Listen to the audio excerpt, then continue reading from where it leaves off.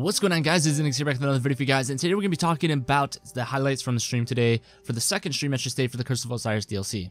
Now, this stream was very underwhelming to a lot of people, and we'll talk about that later in the video, but for right now, we're going to get over the stuff that I wanted to talk about. So now we explored a new heroic public event that is going to be exclusive to Mercury on its own because it's just its own type of public event that they made for it, and it's a really long public event. It's not going to be something that you can complete extremely fast like the other ones, so it's a little bit more time consuming, and at the end you get 2 chests now, which is pretty cool. I think it's only for the heroic version of it though instead, because there is still going to be a regular version and there's also a heroic. So I'm guessing if you complete the heroic, there's the 2 chests, but they still don't reward you with anything good. They got 2 tokens and like a rare piece of gear out of both chests. So it's kind of just like, whatever, man. And I mean like 1 token per chest. So literally just 2 together. That's it. Like not 2 in each chest, 1 in 1.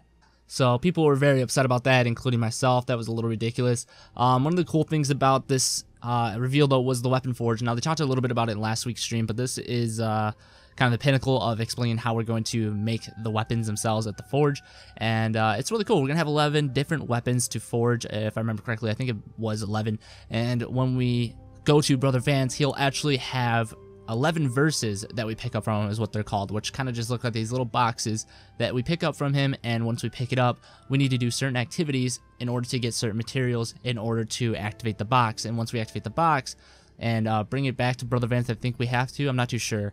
We either have to bring it back to Brother Vance or we can just go straight to the forge, and when we go straight to the forge, then we can just forge the weapon there, and it'll forge a certain Vex technology weapon. I thought that was a really cool concept, and I actually am pumped for that part of this DLC for sure. The next thing we have is story strikes. Now there's going to be 2 story strikes added to the DLC storyline, and then after you complete them, they'll be added to the heroic strikes playlist for you to grind out later on. Now these 2 story strikes you can do solo in the story, and then later on, once they do get added to the heroic strikes, obviously you'll be doing it with other players. Now, one of the weapons that main person was using looked exactly like a No Time to Explain, and this is all people were saying in the chat. Now, is it confirmed that it is No Time to Explain? I don't think it's actually confirmed at all, but it does look exactly like it, and it could be a different version of it that is coming into the game. Now, if you guys don't know what the No Time to Explain is, it was from Destiny 1, and it was an exotic that was kind of an actual concept off of the Stranger's Rifle, which was a rare that turned legendary in Year 1. Now, when they started doing the Infinite Forest gameplay, it was really cool. I really do enjoy Bungie's creation of world activities, that is for sure. Like, just how the world looks, and it just looks beautiful. It was stunning. Now, this next thing we're going to be talking about is them doing an adventure into the Infinite Forest, which was called the Up and Up, I think it was called. But it was Step into the Future, and you step into the future part of the Infinite Forest, which brings you to fight some Hive in a sort of Vex simulation made for them to know how to face Hive and whatnot. It's kind of interesting how the Infinite Forest works. I believe there actually are just all simulations created by the Vex for them to figure out how things would happen if that certain enemy got thrown into that environment, and so on and so forth. Now, like I said before, the Infinite Forest itself looked super cool on the inside, but unfortunately, once you get closer to the end of the adventure, you step into the dark future, which looked way cooler than the regular future. Now, pretty much you're there, and the sun is all burnt out. It's out of gas, pretty much, and it just looks like a dark moon that kind of has some little orangish spots. Like, it's still a little bit warm, but there's just nothing there to light anything.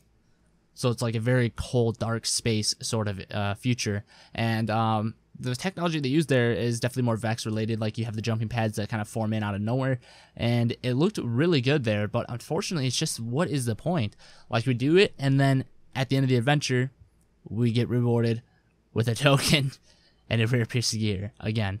And it's kind of just like, this is literally all we see throughout the game all the time. And it's it was really underwhelming, and everybody in the chat was just blown away by how it looked, but at the end, they were extremely pissed off about the rewards. Again, there's also a cache defender guy that you kill who was pretty much like a high-value target on the regular planets that we go to, and he was called a cache defender, like I just said, and he defends cache. You kill him, and you can get a chest drop from him, and what do you know? You get tokens from it. So, Bungie talking about them leaving the token system behind, not fully. I know they weren't going to leave it behind, but they were going to make changes to it. Definitely didn't happen. They're still bringing these tokens into the game with the new DLC, and people are not going to have it. One of the cool things they were talking about, though, while they're showing gameplay is the Vex have actually never fought the Hive until now. And I think What they mean by now is that in this DLC they're actually going to fight the Hive, or they were just talking about the simulation itself. But that's really cool to know that, you know, the Vex actually never have fought the Hive. And I'm trying to remember back in the first game if we actually had any instances where the Vex actually fought the Hive at all, just randomly in the world, and I can't really remember too much. But if that's actually true, that's crazy cool, because they actually don't know how to fight each other then. Once they get into an actual war in front of them, then it's going to be a little bit harder for them to fight each other, I guess you could say, and destroy each other. So apparently while you're in the Infinite Forest, though, you need to find the demon, is what it's called, which is a really weird concept. And if you find him, you can get a key from him, I believe is what it was all about, and you can unlock the gate to be able to get out of there. And the demon apparently hides within the enemies, I believe. Like, he's one of the enemies that you're fighting, and once you kill him, then, you know, you get the key. Now, that was pretty much it. They didn't go over anything else. It was a very short stream. It was like a 40-minute stream, but 5 of those minutes were them still starting up the stream with the countdown timer, and then a couple extra minutes were thrown away because they actually messed up a lot on stream. This is one of the worst streams that they've ever done, I will not lie. And obviously people make mistakes, but it was really bad. Not only once, but twice, DJ made a mistake on stream, which I'm not going to flame him for. It's not a big deal, like I said. It was very underwhelming, very poor quality, and just, I don't know, it was just, I think the peak viewers were only 60,000 is what I saw. Closer to the end of the stream was 60,000, and I couldn't see the viewers the whole time though because I had it on full screen to be able to record the gameplay of it, and that's really bad considering from D1 we'd have so many viewers for the DLC. I think the Taken King we had up to like 250,000, maybe 300,000, and I shit you not, we had a lot. And then for the first DLCs we had a lot too. Even like for Dark Below, I think we had up to 90 to 100,000 almost. And this is the first DLC of Destiny 2, a game that had more pre-orders and people playing it than the first game, and yet there's less viewers viewing the new DLC. Now, obviously, the whole player base and fan base doesn't revolve around Twitch, but it just shows how much of an impact this game has made on people not to come back and play it because of how bad Bungie did with this one. We'll leave that for a different video, though.